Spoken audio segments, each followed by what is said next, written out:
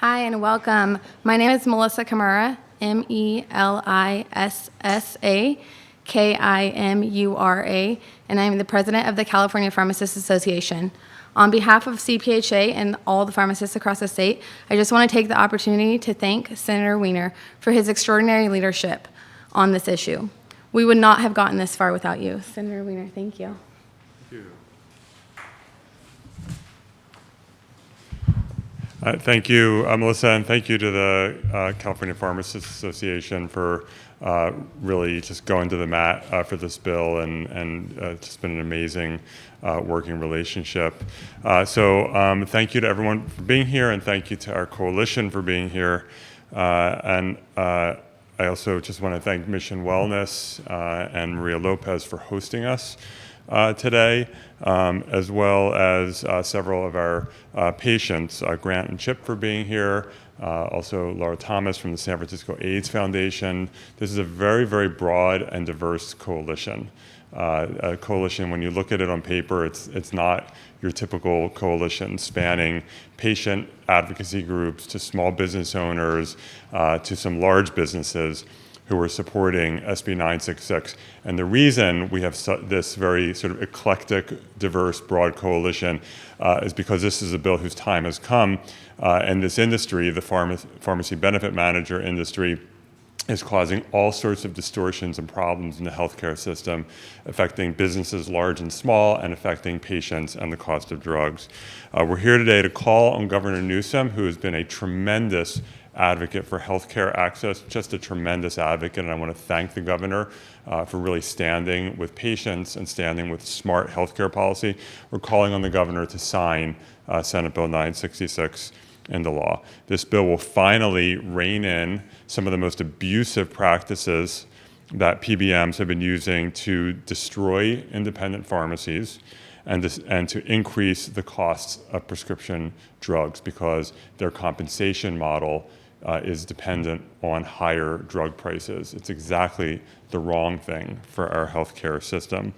At a time when Californians are extremely concerned about the cost of living and access to healthcare, it's critical that we focus on the most important costs of all, the cost of keeping each of us and our loved ones alive and healthy. The story of prescription drug prices is nothing short of alarming. In 2022, at the height of the inflation spike, which, as we know, has caused so many problems for so many families, inflation was 8% in 2022, which is very, very high. That same year, total drug spending in California rose 12%, 1.5 times the rate of inflation. The increases in individual drug prices is even more stark. From 2022 to 2023, the price of Divigel, a drug to treat menopause, rose from $5.40 to $168.60, an increase of more than 3,000%. From 2022 to 23, the price of fludarabine, a drug to treat leukemia, rose from $110 to more than $2,700. These skyrocketing prices come at a severe cost to the health and well-being of everyday Californians and to the stability of our healthcare system. Last year, more than 50% of Californians either skipped or postponed mental or physical health care due to cost, rationing drugs like insulin that are essential to staying safe and healthy in their day-to-day lives. 1 in 3 Californians reported holding medical debt, including half of all low-income Californians. These costs are putting people's lives at risk. They're preventing people from being present for their loved ones, from starting new businesses, and just from flourishing in the community. While there are many factors, various factors that contribute to the high cost of prescription drugs, there's no one factor that is responsible for everything. We also know that PBMs play a significant role in the escalating costs of prescription drugs. In recent years, investigations by the Biden-Harris administration, by Congress, bipartisan investigations by Congress, have shed a spotlight on this particular driver. PBMs are the proverbial middlemen of the drug supply chain. They purchase drugs from manufacturers on behalf of health plans and then play a huge role in determining what drugs your insurance covers or doesn't cover, what pharmacy your insurance lets you shop at, and what pharmacies you're not allowed to go to, how much your pharmacist gets paid, and how much you pay for your drugs. Nearly everyone gets prescription drugs through a PBM. And the big PBMs control a massive share of the market. Just 3 PBMs control 80% of all drug purchases. 3 PBMs control 80% of drug purchases. Recent exposés from the Wall Street Journal and the New York Times have shown that PBMs have abused this power in ways that drive independent pharmacies out of business and drive up the costs of prescription drugs. The reports show that PBMs are steering patients away from pharmacies in their communities and toward pharmacies, usually mail-order pharmacies that the PBMs themselves own, so favoring their own pharmacies over someone's neighborhood pharmacy where they may know the pharmacist and trust the pharmacist in their health care. The PBMs cut deals to have expensive name brand drugs covered by insurance instead of inexpensive generics because their compensation goes up the higher the cost of the drug, which is a very, very perverse incentive. The PBMs pocket a chunk of the rebates that they negotiate with manufacturers instead of passing them on to health plans or consumers. Right now, these massively powerful drug corporations are operating with essentially no oversight in California. 25 other states require PBMs to be licensed. California does not. We are behind states like Florida and Illinois in tackling patient steering and requiring that 100% of the rebates that PBMs negotiate be passed through to whoever is paying. SB 966 will plot a new course in oversight of PBMs and cracking down on the worst abuses. The bill requires that PBMs be licensed by the California Department of Insurance. The bill bans patient steering, where they are effectively forcing people or manipulating people into using their own mail-order pharmacy instead of your neighborhood pharmacy. The bill will require that 100% of all rebates be passed through, and it'll require various forms of disclosure and transparency so that the public knows and regulators know more about what's going on. Instead of lagging in this area, California should lead.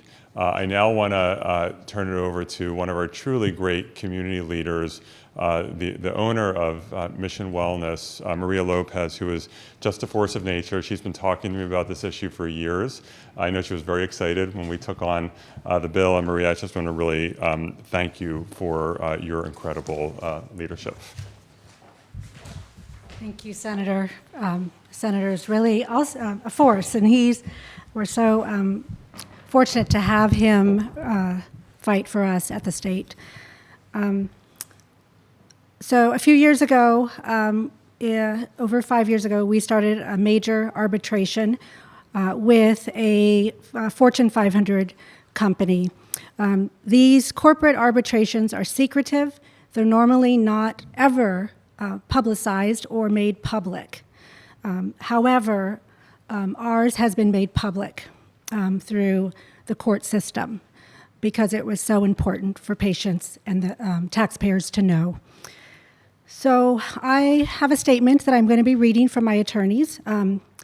So I will go ahead and start my statement. So per the publicly unsealed record, CVS Health's Caremark and SilverScript refused to voluntarily pay the arbitration award to Mission Wellness, forcing Mission Wellness to file an action in federal court to confirm the award and requesting that judgment be entered. Caremark then sought relief in this arbitration decision by the arbitration judge, and this led to lengthy delays. However, the federal court ultimately confirmed the original award and awarded Mission Wellness millions of dollars that are in public, that were a record, that were taken for medications for patients that taken back from Caremark. So they were awarded to us, and also awarded Mission Wellness attorney fees and interest because of the length of time. However, despite this arbitration award, and this was in 2022, advising the parties that Mission Wellness was overcharged and that Caremark and SilverScript, CVS Health, Caremark and SilverScript, they own both, that their future conduct should be guided by the arbitrator's findings, which were publicly confirmed by a federal judge, as a reminder, Mission Wellness still has had to file a subsequent proceeding against Caremark related to the similar conduct following the first arbitration. So there is actually now, in fact, a second arbitration, which Caremark has challenged in federal court. And this challenge has led to further delays in our proceedings now that are many years long. As the first case showed, harm was done to Mission Wellness, a small women-owned business. And I can't even emphasize how difficult this has been for my company and my community. However, I must emphasize that our patients are the real victims here. And they're the ones suffering because of the barriers to access. Mission Wellness did not see another option. We were not going to back down. And we took on this fight because the pharmacy is part of this beautiful community. And that is also my oath as a pharmacist. And no matter how hard it has been,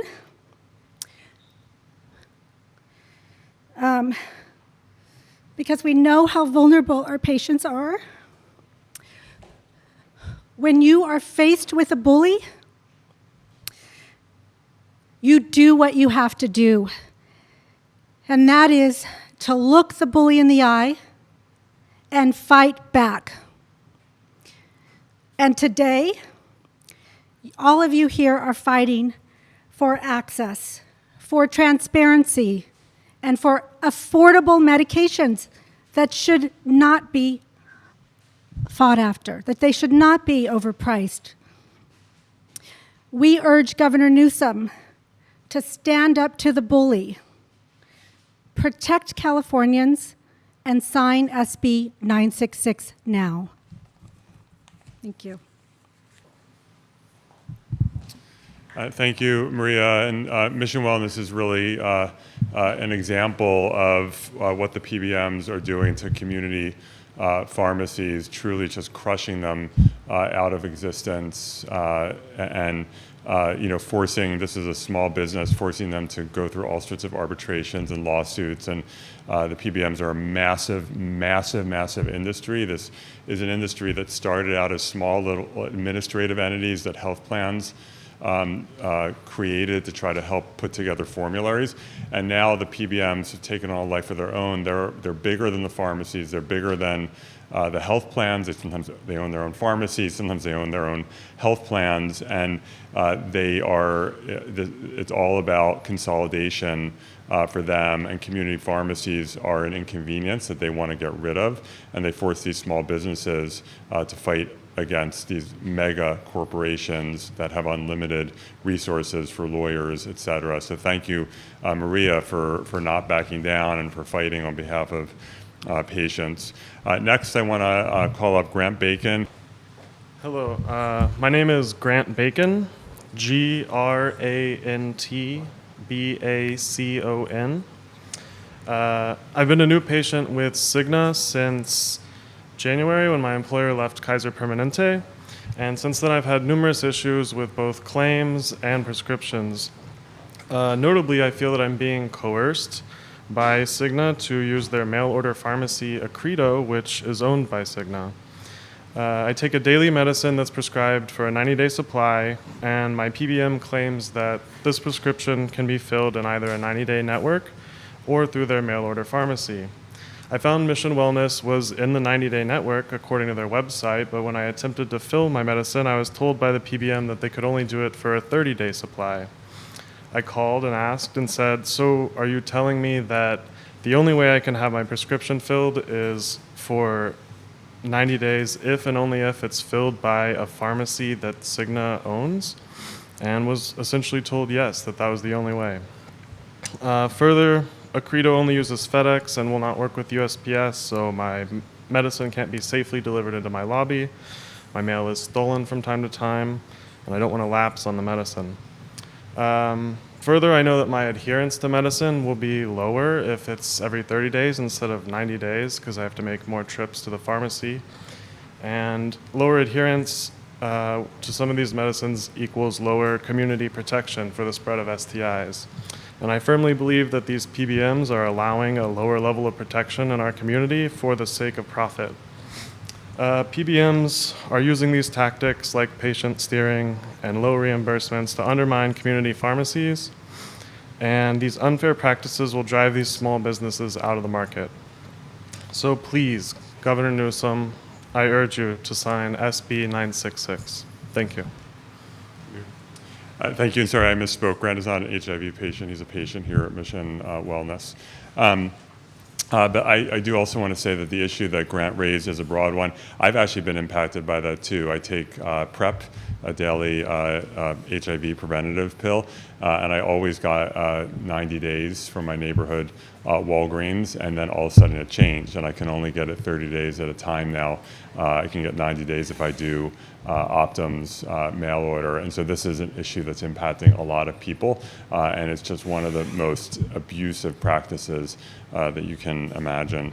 Next, I want to call up Matthew Spinelli, who is a physician, assistant professor of medicine at the San Francisco General Hospital / UCSF HIV clinic. Thank you very much, Senator. I'm Dr. Matthew Spinelli, MATTHEWSPINELLI. And as the Senator mentioned, I'm Assistant Professor of Medicine. I'm also the medical lead for our PrEP clinic at Ward 86, San Francisco General Hospital. And I'm here to address a significant issue, and that is the impact of pharmacy benefit managers, or PBMs, that are having on the delivery of medical care and of pharmacy, which are really deeply entwined.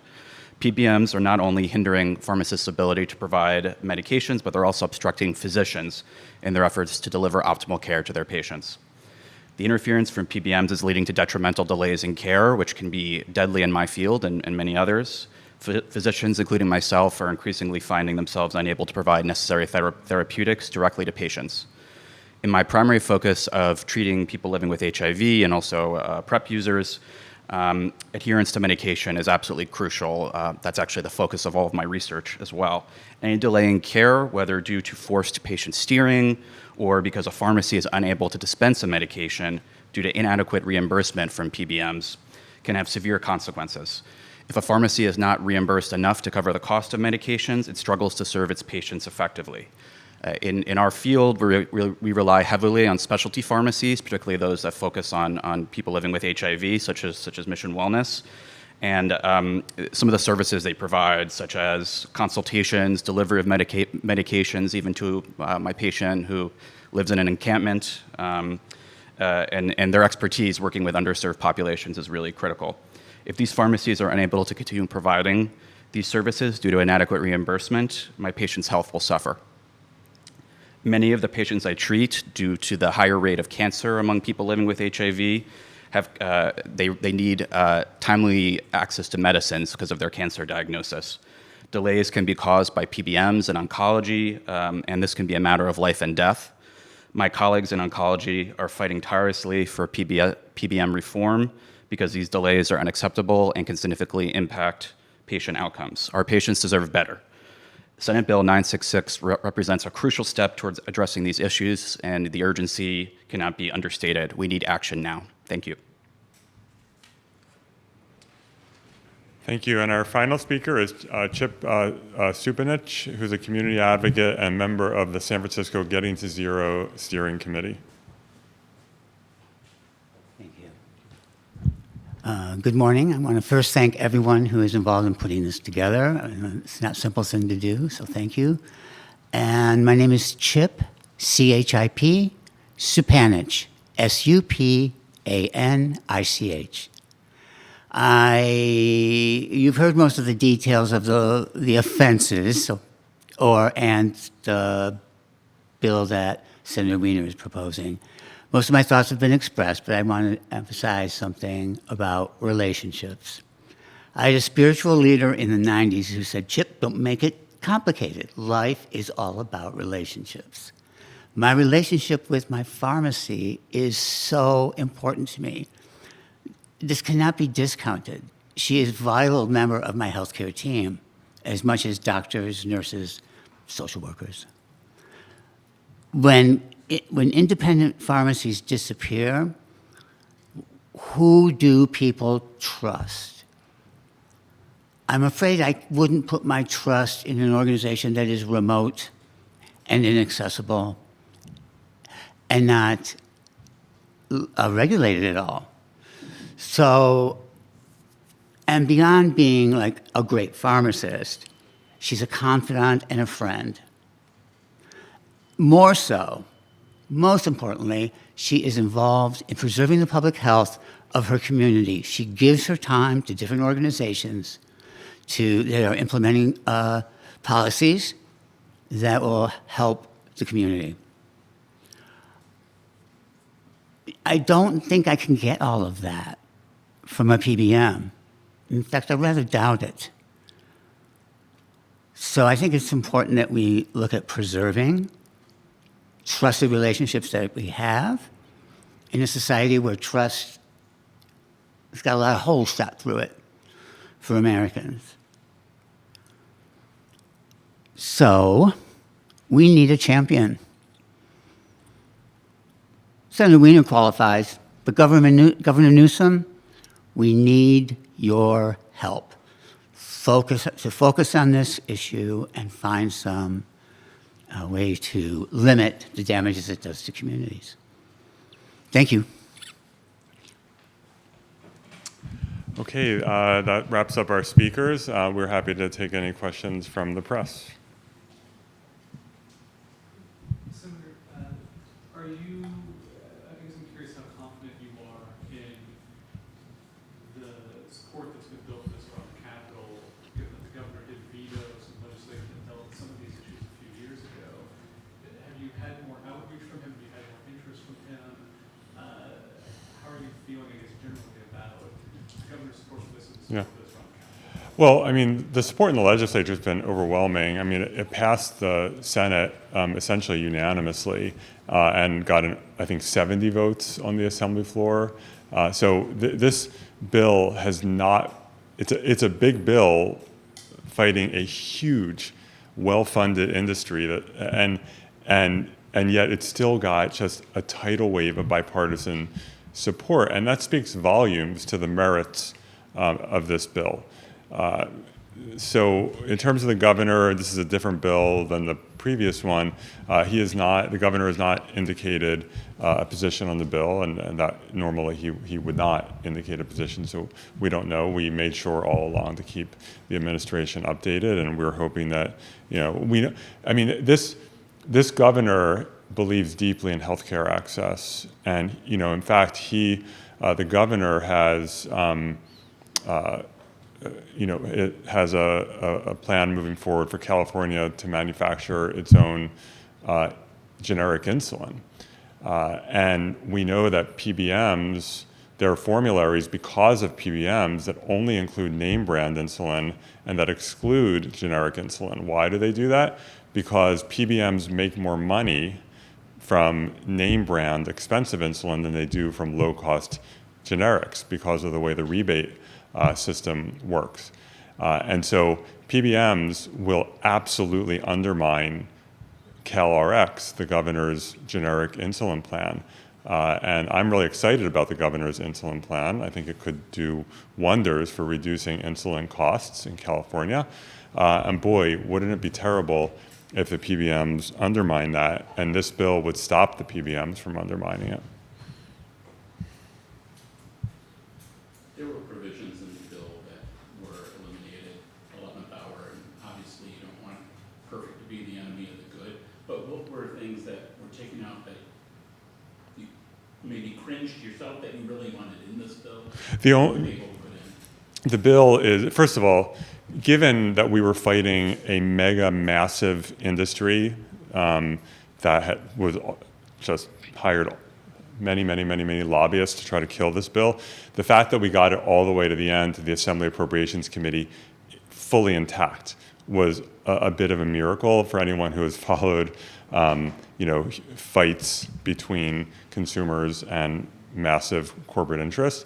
So it was surprising to me that it was fully intact that deep into the process, to be honest with you. And so in that last committee, Assembly Appropriations, the Assembly removed only one piece. The rest of the bill is intact. It removed what we call the ban on spread pricing. And of course, I would have preferred to keep that in, but the pieces that are still, everything else is still in the bill, including the prohibition on patient steering, which is what is destroying neighborhood pharmacies, the prohibition on pocketing rebates, which is a key factor in driving up drug costs, and the licensure and transparency requirements are all still in there. So the bill is very, very strong, and it's just missing that one piece.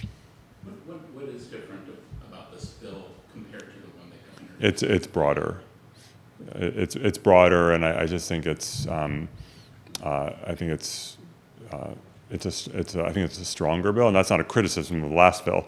But what we decided was, given the energy around there's a growing recognition that PBMs are a significant problem in the healthcare system in terms of driving up costs and reducing patient access. We have seen truly bipartisan investigations in Congress. It's not a controversial thing in Congress. We've seen more and more exposés. I mentioned New York Times, Wall Street Journal, but there's other publications as well. And so there's a growing awareness among policymakers, among the public, among the press, that this is a big problem that needs to be addressed. And so that's why we have the space now to do a more comprehensive bill. You mentioned CalRx, and what I've heard is PBMs have already had an impact on that insulin cost. What on day one, assuming the governor signs this legislation, would this legislation have on CalRx and the insulin? Well, it would significantly reduce the incentives of PBMs to favor expensive name brand drugs over generics, including insulin. And so I think it will reduce the risk to CalRx.